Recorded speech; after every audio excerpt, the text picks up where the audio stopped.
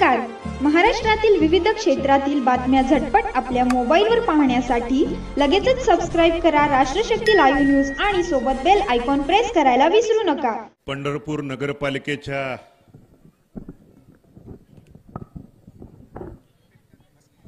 निवडणुकीच्या निमित्तानं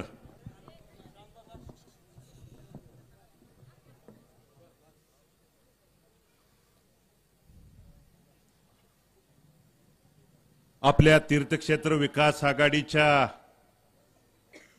नगराध्यक्ष पदाच्या आणि आपल्या या प्रभाग नंबर 10 मधल्या दोन्ही उमेदवारांच्या नगराध्यक्ष पदाच्या उमेदवारांनी आता आपल्या समोर त्यांचं म्हणणं व्हिजन मांडलं.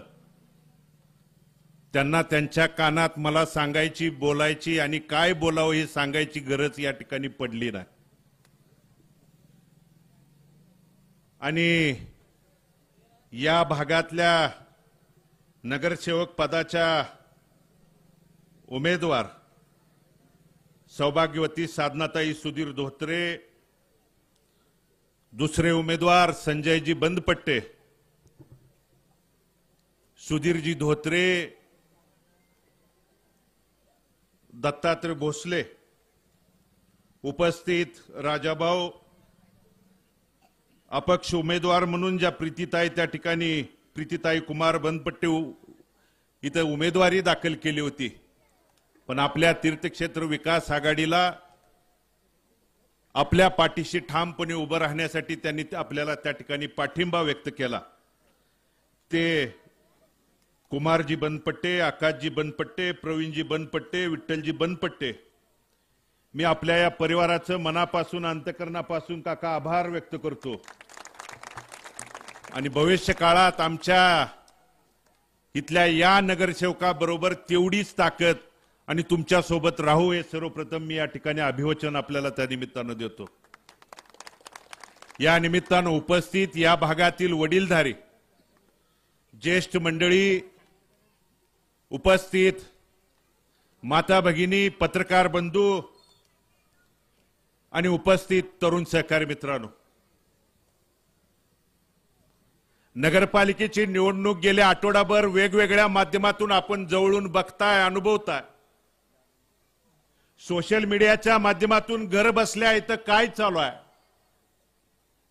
ही नगरपालिकेची निवडणूक तुमच्या माझ्या कुटुंबाच्या त्या ठिकाणी प्रश्नाच्या अडवणुकीला, पिळवणुकीला जबाबदार असणारी निवडणूक आहे.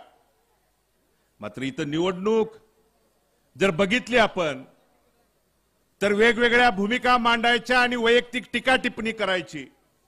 आणि एकीकडे दुसरीकडे माझ्यावरती आरोप केला की मी खालच्या पातळीला जाऊन आरोप केला.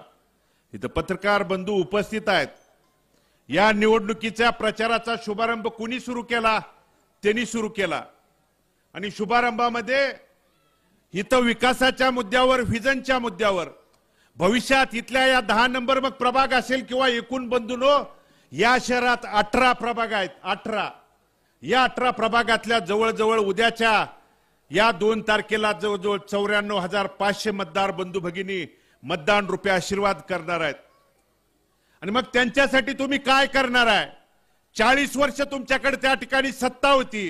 त्या सत्तेचा वापर तुम्ही कशासाठी केला, कुणासाठी केला हे सांगायचं धाडस त्यांच्यावर, औदार्य त्या ठिकाणी नाही.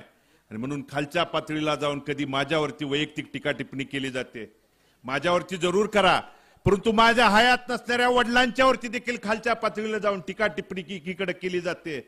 पण याद राखा, तुम्हाला आज त्या ठिकाणी माझ्या वडिलांवरती त्या ठिकाणी बोलण्याची वेळ इतक्या खालच्या पातळीला येत असेल तर 2 तारखेला इथली मायबाप जनता त्या ठिकाणी तीर्थक्षेत्र विकास आघाडीच्या रिक्षा चिन्हासमोरचं बटन दाबून 3 तारखेला माझा बाप तुम्हाला आठवल्याशिवाय त्या ठिकाणी राहणार नाही. एवढंच या निमित्तानं बंधूंनो सांगतो. अरे तुम्ही येऊन काय बोललं पाहिजे, काय केलं हे सांगायला पाहिजे होतं. आज या भागातली गटार असेल किंवा ड्रेनेज सिस्टीम बद्दल तुम्ही बोलायला पाहिजे होतं. आज एखादी माता भगिनी त्या ठिकाणी मग कुठला बाजार आणायला गेली असेल, एखादं माळवं किंवा त्या ठिकाणी कुठलीही घराला लागणारी जर आमच्या छातीत चिखल त्या ठिकाणी झालाय आणि हा जर त्या ठिकाणी आपण वेळोवेळी त्यांच्या आमिषाला बळी बंधून पडलो तर भविष्य काळात इतक्या त्या ठिकाणी खालच्या थराला हे लोक जातील. आज काय परिस्थिती आहे? कधी बघितलं होतं प्रिन्स चार्ल्स जमिनीवरती फिरताना? आज पलीकडे होते तिथं, घराघरांनी चालू आहे हात जोडायला. 20-25 वर्षात कधी बघितलं तुम्ही? हे फक्त वेळ भालके या नावामुळे त्यांच्या पुढे त्या ठिकाणी आणली आहे. कारण मुजोरशाहीनं वागायचं, गोरगरीब आमच्या घरापर्यंत, आमच्या पायावर पर्यंत त्या ठिकाणी आला पाहिजे. हे दंडेलशाहीची आणि मालकशाहीची भूमिका तोडून काढण्यासाठी लोकसेवक आणि जनसेवक म्हणून आम्ही त्या ठिकाणी भूमिका घेऊन आलोय. आणि बंधूंनो, तुमच्या आशीर्वादाची, पाठबळाची त्या ठिकाणी गरज आलेली आहे. मात्र तुम्ही बोलताना कधी खालच्या पातळीला जाऊन बोलता. विकास तुम्ही त्या ठिकाणी धुळीवरती का बोलत नाही? खड्ड्यावरती त्या ठिकाणी का बोलत नाही? इथल्या शहरातल्या अनेक त्या ठिकाणी तुम्ही जे जागा असतील, भूखंड हडपण्याचं पापण काम गेल्या अनेक वर्षापासून केलं, का तुम्ही त्याच्यावरती बोलत नाही? आता एक नवीन प्याद त्या ठिकाणी आणलंय. त्या नगराध्यक्ष पदाचे उमेदवार कालपासून बोलायला लागलेत. आपल्या त्या ठिकाणी भाषणामध्ये ती तुम्ही जाहिरात बघितली असेल बघा. असा आहे, पहिले मैं बहुत गरीब था, बघितली जाहिरात? तसं त्यांचं भाषण. 1995ला मी खूप गरीब होतो, पखालीवरून पाणी वाहत होतो, पखालीवरून पाणी देत होतो. मग हळूहळू माझे हे बिनउरत झाले, मग हळूहळू माझे ते बिनउरत झाले. आता मग तुम्ही 95ला गरीब होता, तर 2025ला देखील तुमची संपत्ती लोकांना, नागरिकांना सांगायला पाहिजे ना. अरे हजारो कोटीच्या, 500 कोटीच्या प्रॉपर्टी आणि त्या ठिकाणी गोरगरिबाच्या मानगुटीवरती तुम्ही पाय ठेवून त्या ठिकाणी दमदाटीची भाषा करून त्या ठिकाणी बळकावण्याचं काम त्या ठिकाणी केलंय. याचा पुरावा उदाहरणासहित बंधूंनो तुम्हाला मी सांगू शकतो.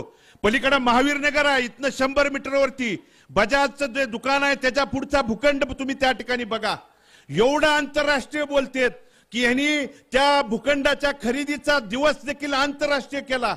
अरे आज डॉक्टर महामानव बाबासाहेब आंबेडकरांनी जे संविधान आपल्याला दिलं, ज्या संविधानाच्या माध्यमातून घटना दिली, त्या घटनेच्या माध्यमातून आपल्याला आपलं मत मांडायचं, आपली भूमिका मांडायचा, त्या घटनेच्या आधारात त्या ठिकाणी त्यांनी शक्ती दिली.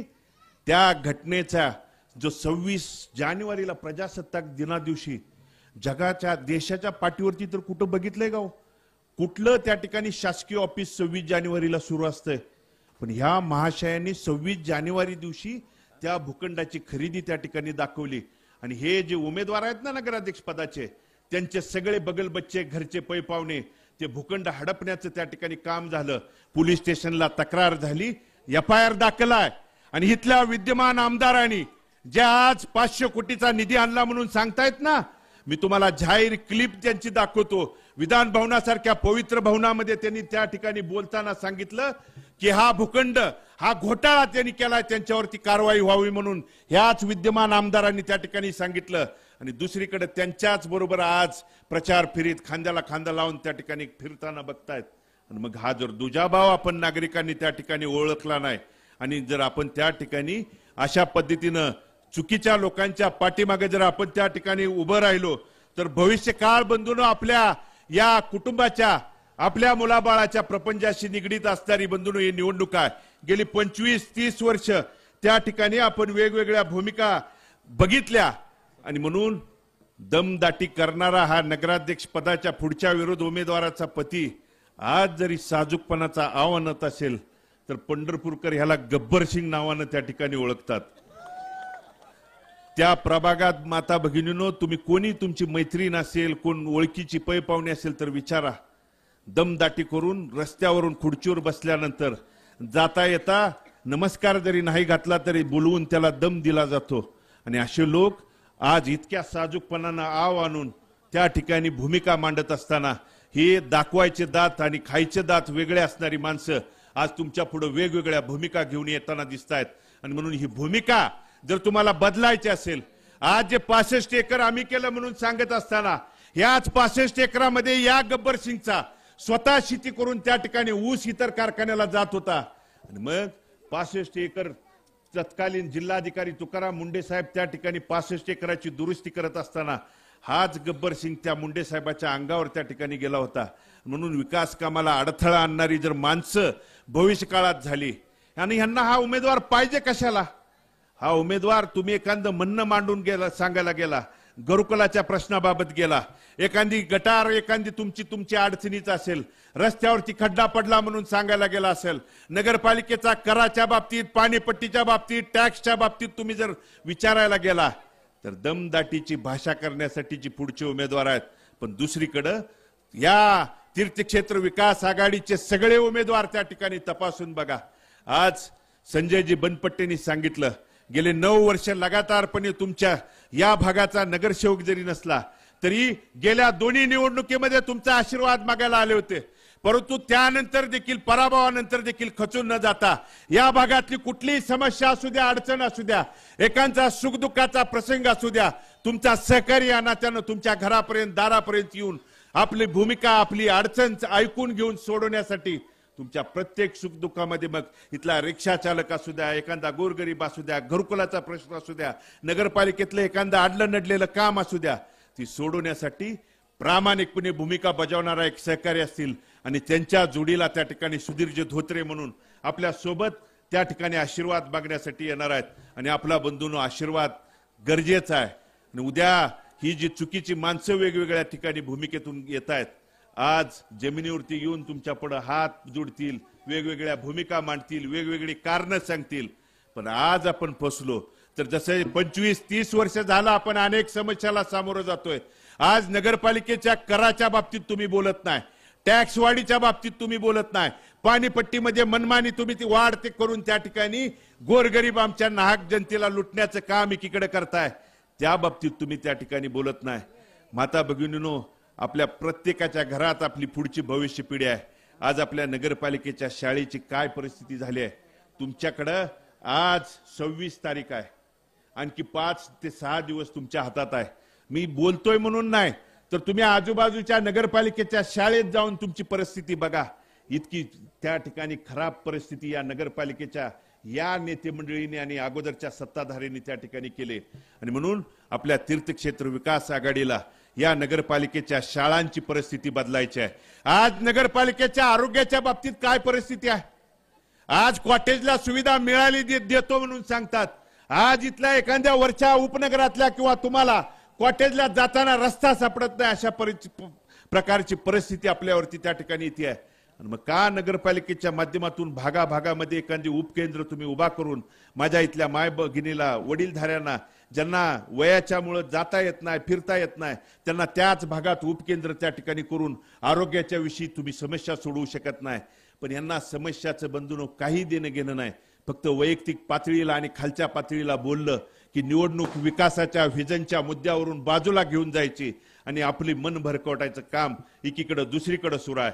परंतु तुम्ही त्या अशा लोकांना खड्यासारखं बाजूला सारून उद्याच्या 2 तारखेला नगराध्यक्ष पदाची उमेदवार म्हणून, कारण तुम्ही माझी जरी अर्धांगिनी पत्नी जरी त्या ठिकाणी या नगराध्यक्ष पदाच्या उमेदवार म्हणून माझ्यावरती आरोप केला जातो की तुम्ही तुमच्या घरात उमेदवारी दिली, पण घरात त्या ठिकाणी उमेदवारी देत असताना ही उमेदवारी कुणी आम्ही नाही तर इथल्या सर्वसामान्य मायबाप जनतेने आम्हाला त्या ठिकाणी या नगराध्यक्ष पदाच्या उमेदवार द्या म्हणून विनंती केल्यानंतर अनेक तरुणांनी सांगितलं की या भागातल्या घराघरापर्यंत जिथं जिथं समस्या अडीअडचणी आल्या, गेल्या 3-4 वर्षाचा कालावधी बंधून बघितला असेल.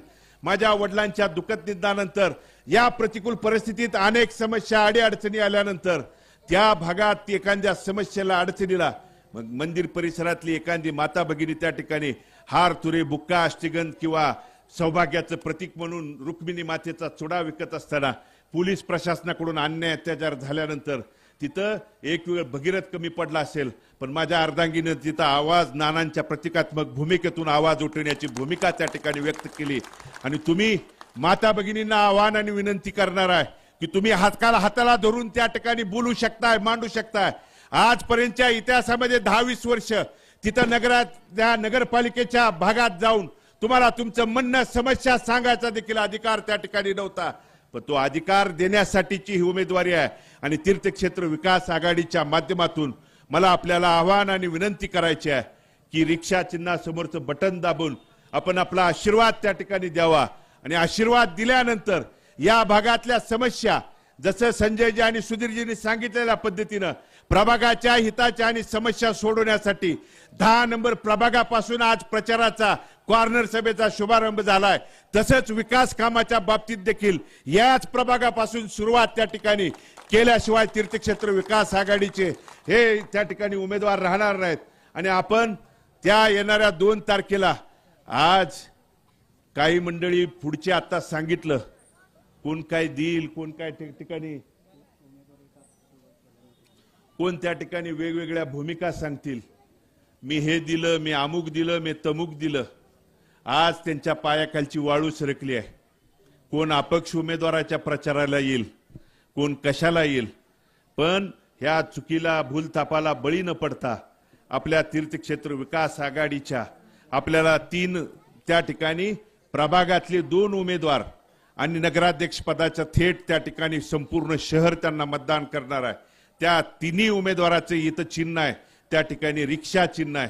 आज बंधूंनो तुम्ही काल बघितलं असेल आज महामानव डॉक्टर बाबासाहेब आंबेडकरांनी जे दिलेला संविधानाचा आज संविधान दिन आहे आणि काल त्या ठिकाणी नगरपालिकेमध्ये या सध्याच्या विद्यमान सरकारला दबावाला त्या ठिकाणी बळी पडून मग तिथलं प्रशासन असेल किंवा अधिकाऱ्यांनी काही जणांच्या सांगण्यावरून तीर्थक्षेत्र विकास आघाडीला एकसारखं चिन्ह मिळू द्यायचं नाही, अडचण आणायची प्रचाराला अडचण आणायची म्हणून काय भूमिका मांडली। पण तीर्थक्षेत्र विकास आघाडीचे उमेदवार आणि आम्ही त्या ठिकाणी जाऊन ठणकावून सांगितलं की उद्या जर हे चुकीचं काम आणि पाप तुम्ही केलं तर संविधानाचा तुम्ही त्या ठिकाणी महामानव डॉक्टर बाबासाहेब आंबेडकरांच्या संविधानाचा तुम्ही अपमान करताय आणि संविधान जर पायदळी तोडण्याची भाषा याच त्या ठिकाणी नतद्रष्ट सरकारच्या काही मंडळींनी यापूर्वी केलं होतं आणि जो तसा प्रकार जर उद्या केला म्हणजे आज जर त्यांनी केला तर त्या ठिकाणी आम्ही रस्त्यावरती उतरू म्हणून सांगितल्यानंतर यांच्या पायाखालची बंधूंनो वाळू सरकली आणि वेगवेगळी भूमिका घेऊन तुमच्या पुढे वेगळी वेगळी भूमिका सांगितली। अरे एवढा अट्टहास कशासाठी का? तुम्हाला त्या ठिकाणी आम्ही तीर्थक्षेत्र विकास आघाडीची त्या ठिकाणी उमेदवार ही नगराध्यक्ष पदाची उमेदवार ही रणरागिणी जर निवडून आली तर गोरगरिबांच्या घरापर्यंत दारापर्यंत जाईल, ती समस्या ऐकायला दारापर्यंत जाईल आणि मग मला मालक म्हणून आमच्या दारापर्यंत पाय धरायला मुजरा करायला आमच्यापर्यंत कोण येणार नाहीत। ही भूमिका त्यांना त्या ठिकाणी खालावती आहे सोसवती आहे। याच भूमिकेतनं त्यांनी वेगवेगळ्या भूमिकेतून त्या ठिकाणी चुकीच्या गोष्टी पसरवण्याचं काम त्या ठिकाणी केलंय म्हणून उद्याच्या 4-5 दिवसामध्ये तुमच्या पुढे वेगवेगळ्या भूमिका, कारण तुम्ही जुनं काय केलं सांगायला तयार नाहीत। मंदिर परिसरात कॉरिडॉरच्या नावाखाली अनेकांची घरं उद्ध्वस्त करण्याचं काम केलं। त्या ठिकाणी रस्त्याचा जो डीपी प्लॅन आहे रस्त्याचा डीपी प्लॅनच्या अगोदर बंधूंनो 9 मीटरचे रस्ते होते, परंतु यांनी 15 मीटरचे रस्ते मग मंदिर परिसर असेल किंवा इथं सुद्धा हा सुद्धा रस्ता तुमचा 15 मीटरचा त्यांनी प्रस्तावित केलाय। म्हणजे 15 मीटर कुठपर्यंत येत आहे हे घर? मग ह्या रस्त्यावर त्यांना कबड्डी खेळायची आहे का खो खो खेळायचा आहे एवढ्या मोठे?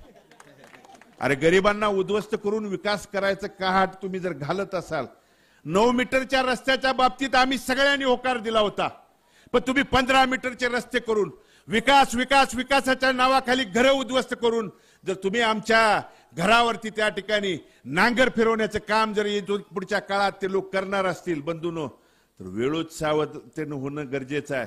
म्हणून ही चुकीची माणसं उद्याच्या 2 तारखेला आपल्याला त्या लोकशाही पद्धतीनं बाजूला सारण्याचा त्या ठिकाणी अधिकार आलेला आहे आणि या तीर्थक्षेत्र विकास आघाडीच्या नगराध्यक्ष पदाच्या आणि आपल्या या प्रभागातल्या दोन्ही उमेदवारांना आपण रिक्षाच्या चिन्हासमोरचं बटन दाबून काही आज चिन्ह मिळाल्यानंतर बऱ्याच जणाला असं पोटातनं हे होऊन आलं, कुणी टीका केली, रिक्षा 3 पायाची रिक्षा घेऊन आले म्हणून सांगितलं। अरे पण माझ्या याच रिक्षावरती या शहरातल्या हजारो माझे तरुण त्या ठिकाणी पोटाचे कळगी भरण्याचं काम त्या ठिकाणी करतात, पण तुम्ही चिन्हावरती देखील खालच्या पातळीला जाऊन टीका म्हणजे हे उद्या कशावरती त्या ठिकाणी बोलतील। आणि ह्यांच्या सवयीप्रमाणे रस्त्यावरचं खड्ड्यावरचं धुळीतलं हे बोलतच नाहीत, आंतरराष्ट्रीय उड्डाण पुलावर बोलायला लागलेत। आता उड्डाण पूल सरगम चौकातनं उड्डाण पूल करायचा तिकडं खाली काढायचा आणि मग इथल्या समस्यावरती तुम्ही बोला, व्हिजनवरती बोला। उमेदवाराने असेल किंवा आम्ही या पत्रकार बांधवांच्या माध्यमातून त्यांना गेल्या प्रचाराच्या शुभारंभ प्रसंगी आवाहन केलंय. येणाऱ्या 4-5 दिवसाच्या कालावधीमध्ये तुम्ही कोणत्याही चौकात बोला, शिवतीर्थावरती बोला, तुम्ही 40 वर्षात काय केलं. तुम्ही आम्हाला प्रश्न विचारताय ना, भारत नानांच्या काळात काय केलं. भारत नानांच्या काळात या प्रभागामध्ये मग हायमास्ट असेल, घरकुलाचा असेल, त्या ठिकाणी पिण्याच्या पाण्याच्या बाबतीतलं काय केलं हे आम्ही तुमच्या समोर सांगायला तयार आहे. पण तुम्ही काय केलं. कधी पत्रकार बांधवांना मी देखील आवाहन करतो की तुम्ही त्यांना देखील शिवतीर्थावरती बोलवा, आम्ही देखील शिवतीर्थावरती यायला तयार आहे. तुमचं केलेला भ्रष्टाचार भूखंडाच्या बाबतीत असेल, त्या प्रिन्स चार्ल्सनी सांगितलं, मला पंढरपूर शहरातलं गल्लीन बोळ माहित आहे. माहित असणार की भूखंडावर डोळा तुमचा 40 वर्ष. कुठल्या गल्लीत, कुठल्या भागात, कुठला भूखंड मोकळा आहे का हे बघायला गल्ली बोळात फिरावंच लागणार. त्यामुळे ही चुकीची माणसं बदलण्याची बंधून ही वेळ आलेली आहे.